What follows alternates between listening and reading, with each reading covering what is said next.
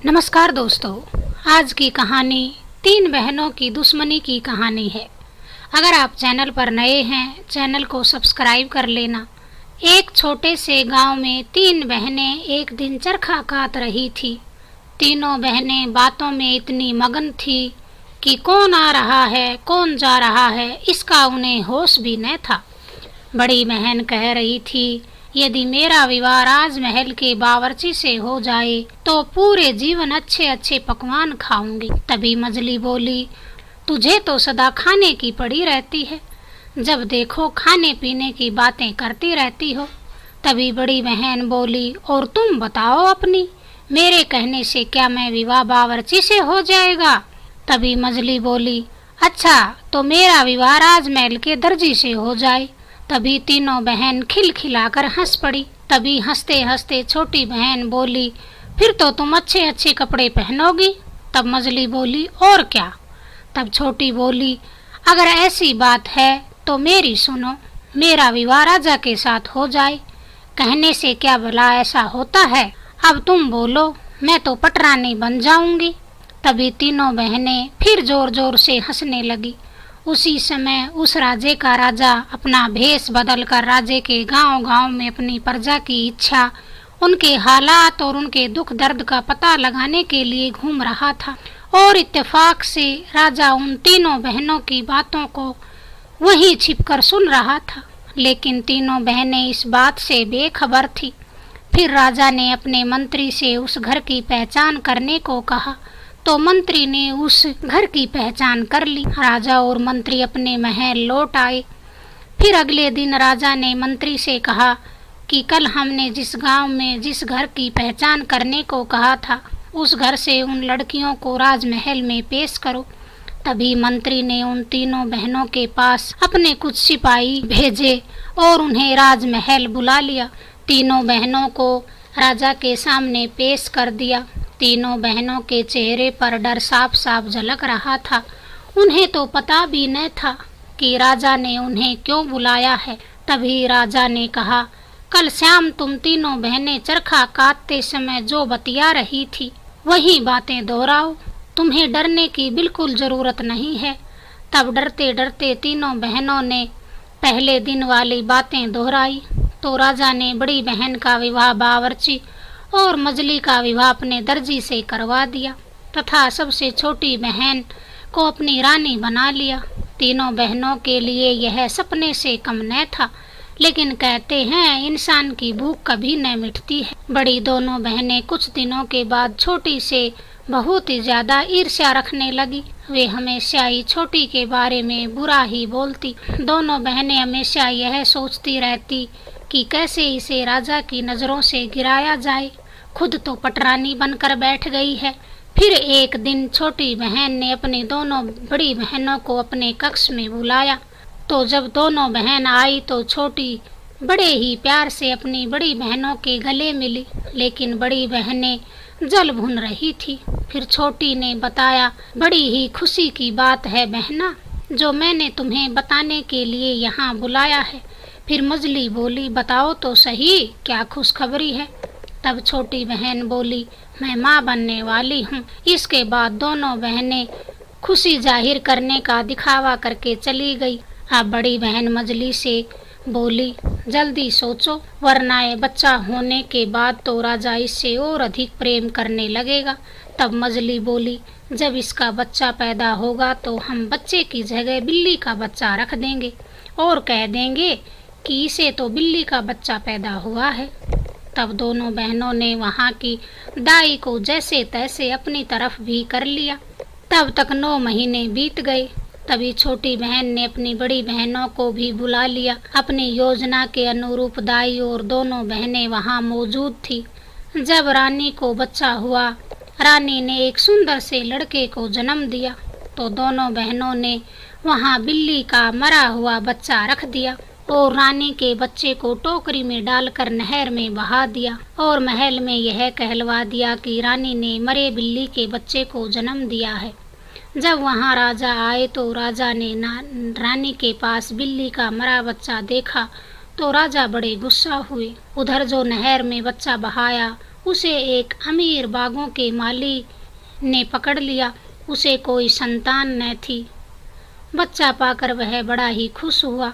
जब माली ने बच्चा अपनी पत्नी को ले जाकर दिया तो वह भी बड़ी ही खुश हुई और हर रोज उस जगह एक घी का दिया जलाने का प्रण कर लिया जहाँ उन्होंने यह बच्चा मिला था। इधर रानी दोबारा गर्भवती ठहरी तो राजा को खुशी के साथ साथ डर भी था कि पता नहीं अब की बार क्या होगा। दोनों बड़ी बहनें अब इस उधेड़-बुन में लग गई कि अब की बार क्या झूठ बोलेंगे। छोटी बहन ने अपना समझकर अब की बार भी अपनी बहनों को बुला लिया। दूसरी बार भी रानी ने एक सुंदर से लड़के को जन्म दिया। अब की बार दोनों बहनों ने बच्चे की जगह कुतिया का बच्चा रख दिया और लड़के को टोकरी में डालकर उसी नहर में बहा दिया। अब की बार राजा को पता चला तो उसने गुस्से से रानी को कत्ल करने का आदेश दिया। तभी राजा के एक पुराने बूढ़े मंत्री ने राजा को समझाया कि महाराज ऐसा न करें, थोड़ा और इंतजार करें। मुझे लगता है यह कोई साजिश है। मंत्री के समझाने पर राजा मान गया। उधर जब माली की पत्नी नहर के पास घी का दिया जलाने आई थी तो उसकी नज़र उस टोकरी पर पड़ी जिसमें राजकुमार को रखकर दोनों बहनों ने बहा दिया था। माली की पत्नी ने वह टोकरी निकाली तो उसमें भी सुंदर सा बच्चा मिला। उसे अब खुशी का ठिकाना न रहा। वह उसे अपने घर ले गई। फिर तीसरी बार रानी ने एक लड़की को जन्म दिया तो दोनों बहनों ने लड़की को तो वैसे ही टोकरी में डालकर नहर में बहा दिया और अपनी छोटी बहन यानी रानी के पास मरे चूहे के बच्चे को रख दिया। अब की बार राजा के सब्र का बांध टूट चुका था। राजा ने अब की बार किसी की न सुनी। उसने रानी को लोहे के पिंजरे में बंद करवा कर चौराहे पर रखवा दिया और वहाँ एक बोर्ड लगवा दिया जिस पर लिखा था, जो भी यहाँ से गुजरेगा वह इस औरत पर थूक कर जाएगा और यदि थूक कर नहीं जाएगा तो उसका कत्ल करवा दिया जाएगा। मजबूरन वहाँ के राहगीर रानी पर थूकते, लेकिन मन ही मन राजा के अत्याचार को गलत भी ठहराते। अब दोनों बड़ी बहनों ने दाई को बहुत सा धन दिया। बड़ी खुश और मजे में रहने लगी। उधर बागों के माली की पत्नी को रानी की बेटी भी नहर में मिल गई। अब तो भगवान ने उसे सारी खुशियाँ दे दी। उसके खुशी की कोई सीमा न थी। माली की पत्नी ने अपनी बेटी का नाम परी रखा। वह अपने आप को भूलकर सगी माँ की तरह उनका लालन पालन करने लगी। तीनों बच्चे धीरे धीरे बड़े होने लगे। तभी अचानक माली की पत्नी की मौत हो गई। माली ने भी अब उनके पालन पोषण में कमी न होने दी। उसने अपनी जमा पूंजी खर्च करके एक सुंदर से महल और सुंदर से बगीचे का निर्माण करवाया जिसमें उसने तीनों बच्चों की सुख सुविधा का पूरा ध्यान रखा। माली ने उन बच्चों को घुड़सवारी, चित्रकारी, शिकार करना आदि सभी शिक्षाएं दिलवा जो एक राजकुमार ग्रहण करता है। दोनों राजकुमारों का चेहरा राजा से मिलता जुलता था। फिर एक दिन मजली रानी ने नदी के किनारे छोटे राजकुमार को देख लिया तो उसे समझते देर न लगी। उसने अपनी बड़ी बहन से सारी बात बताई। फिर दोनों बहनों ने सब पता कर लिया कि ये 3 भाई बहन हैं और यह माली भी इनका सगा पिता नहीं है। बहनों ने उस दाई को बुलाया और उन राजकुमार और राजकुमारी को जान से मारने की सलाह की। तब दाई बोली, तुम चिंता मत करो, यह काम मेरे ऊपर छोड़ दो। फिर एक दिन माली भी भगवान को प्यारे हो गए। कुछ दिनों बाद दोनों भाई एक दिन शिकार करने जंगल चले गए तो दाई उनकी बहन परी के पास मौका देखकर पहुंच गई और कुछ खाने पीने को मांगा। परी ने दाई को खाना खिलाया तो दाई ने बगीचा देखने की इच्छा जाहिर की। परी ने खुशी खुशी अपना बगीचा दिखा दिया। तभी दाई बोली, बेटी तुम्हारे बगीचे में सब कुछ है पर एक बोलने वाला पक्षी नहीं है। यदि एक बोलने वाला पक्षी हो तो तुम्हारे बाग में 4 चांद लग जाएंगे। परी बोली, वह कहाँ मिलेगा माई? तो दाई बोली, ये बड़ा ही मुश्किल काम है। तब परी बोली, तुम बताओ तो सही। तब दाई बोली, यहाँ से उत्तर दिशा में 100 मील चलने के बाद एक छोटी सी पहाड़ी के नीचे कुटिया है जिसमें एक महात्मा रहते हैं। वहीं तुम्हें उस बोलते पक्षी यानी उस बोलती चिड़िया का पता बता सकते हैं। इतना कहकर दाई चली गई। वह मन ही मन बड़ी खुश थी कि अब उसका काम हो जाएगा। परी बड़ी ही उदास हो गई। सांझ ढले जब शिकार से दोनों भाई लौट कर आए तो अपनी बहन के उदासी का कारण पूछा। परी ने सारी बात बताई। तब बड़ा भाई बोला, तुम चिंता मत करो बहन, मैं तुम्हारे लिए वह चिड़िया जरूर ला कर दूंगा। अगले दिन परी का बड़ा भाई बोलती चिड़िया को लाने के लिए तैयार हो गया। उसने अपनी बहन को एक तलवार दी और बोला, यदि यह तलवार ऐसे ही चमकती रहेगी तो समझना मैं ठीक हूँ। यदि इसे जंग लग जाए तो समझना तुम्हारा भाई मुसीबत में है, और यदि इस तलवार पर खून लग जाए तो समझ जाना मैं मर चुका हूँ। इतना कहकर बड़े भाई ने अपनी बहन से विदा ली और घोड़े पर सवार होकर उत्तर दिशा में चलने लगा। तब 100 मील चलने के बाद उसे कुटिया नजर आई। वह समझ गया कि यह वही कुटिया है जो परी ने बताई थी। वह घोड़े से उतरा और कुटिया के अंदर गया। अंदर एक महात्मा बैठे। पहले तो लड़के ने उस महात्मा को पानी पिलाया, फिर उस बोलने वाली चिड़िया का पता पूछा। महात्मा ने कहा, वहाँ जाना खतरे से खाली नहीं है। तब लड़का बोला, मैंने अपनी बहन से वचन लिया है, मैं जरूर जाऊंगा।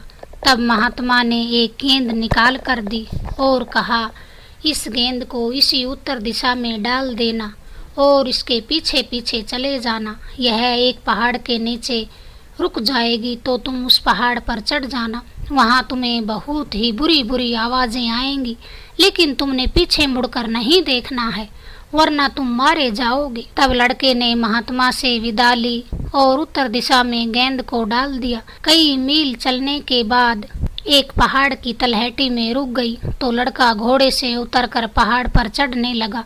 तभी उसे बुरी बुरी आवाजें आने लगी। पकड़ो मारो के कोलाहल से उसके कान फटने लगे।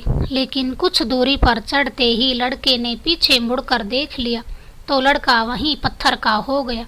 इधर परी रोज बार बार उस तलवार को देखती रहती जो उसका बड़ा भाई उसे देकर गया था।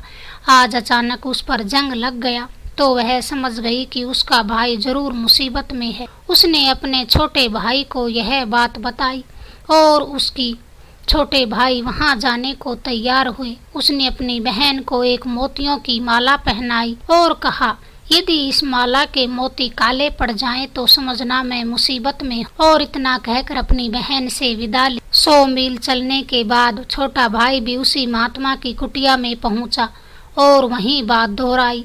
तब महात्मा बोले, कुछ दिन पहले तुम्हारी शकल का नौजवान भी आया था उस चिड़िया को लेने। तुम क्यों अपना जीवन खतरे में डाल रहे हो? तब छोटा भाई बोला, महात्मा जी मैं उसी का भाई हूँ, मेरा भाई मुसीबत में है, मैंने उसे हर हाल में बचाना है। तब महात्मा ने एक गेंद दे करके वही बात दोहराई। गेंद जब पहाड़ी की तलहटी में रुकी तो छोटा भाई पहाड़ पर चढ़ने लगा। उसे भी वही आवाज आने लगी। उसने पीछे मुड़कर देख लिया, वह भी वही पत्थर का बनकर रह गया। इधर बहन के गले में पड़ी माला के मोती काले पड़ गए। वह समझ गई कि उसका छोटा भाई भी किसी मुसीबत में फंस गया है। तब वह स्वयं घोड़े पर सवार होकर अपना मर्दाना भेष बनाकर उसी रास्ते पर चल पड़ी। 100 मील चलकर वह उसी महात्मा के पास पहुंची और अपनी व्यथा बताई। महात्मा ने सारी बात उसे बता दी। परी ने गेंद उठाई और अपने कानों में रुई डाल ली। महात्मा मुस्कुराए और परी को आशीर्वाद दिया। परी फिर जहाँ गेंद रुकी वहीं घोड़े से उतरकर पहाड़ पर चढ़ने लगी। उसे किसी की भी आवाज न आई क्योंकि उसने तो कान में रुई लगाई हुई थी। परी थोड़े ही समय में पहाड़ की चोटी पर चढ़ गई और उसने कानों की रुई निकाल ली। तब उसे जोर जोर से भीड़ की आवाज आई। पकड़ो पकड़ो मारो मारो चोर है। लेकिन परी ने उनकी तरफ ध्यान न दिया, वह तो बोलती चिड़िया को ढूंढ रही थी। तभी उसे एक सुनहरे पेड़ पर पिंजरे में एक सुंदर सी चिड़िया दिखाई दी। परी ने पिंजरा उतारा और सबसे पहले अपने भाइयों के बारे में पूछा। तो चिड़िया ने बताया कि तुम्हारे भाई यहाँ से कुछ नीचे उतरकर पत्थर के बने हुए हैं, तुम उस पर इस झरने का पानी डाल देना। तभी परी ने चिड़िया द्वारा बताए एक झरने से थोड़ा पानी लिया और चिड़िया का पिंजरा लेकर नीचे की तरफ आने लगी। तभी चिड़िया ने बताया, यही 2 पत्थर हैं तुम्हारे भाई। परी ने उन पर थोड़ा सा पानी डाला तो दोनों भाई अपने असली रूप में आ गए। अपने आप को सही सलामत देखकर वे बड़े खुश हुए। तीनों बहन भाई गले मिले। फिर परी ने थोड़ा थोड़ा पानी वहाँ पर पड़े सभी पत्थरों पर छिड़क दिया तो सभी पत्थर मनुष्य बन गए और परी का धन्यवाद देते हुए सब नीचे आ गए। तीनों भाई बहन अपने महल लौट आए। परी अब सारा काम चिड़िया से पूछकर करने लगी। फिर एक दिन दोनों भाई समीप ही एक नदी के किनारे घूम रहे थे। संयोगवश वहाँ राजा भी घूम रहे थे तो अचानक तीनों का आमना सामना हो गया। राजा ने उनके बारे में जो कुछ पूछा तो दोनों भाइयों ने जिस तरीके से बातें बताई उससे राजा बड़े प्रभावित हुए। राजा ने मन ही मन सोचा, लगता है ये कोई राजकुमार हो। तभी राजा बोले, शिकार करने चलोगे? हम तो दोनों भाई राजा के साथ शिकार करने के लिए तैयार हो लिए। जंगल में पहुंचते ही दोनों भाइयों ने जल्दी ही एक शेर को मारकर राजा के सामने पेश कर दिया।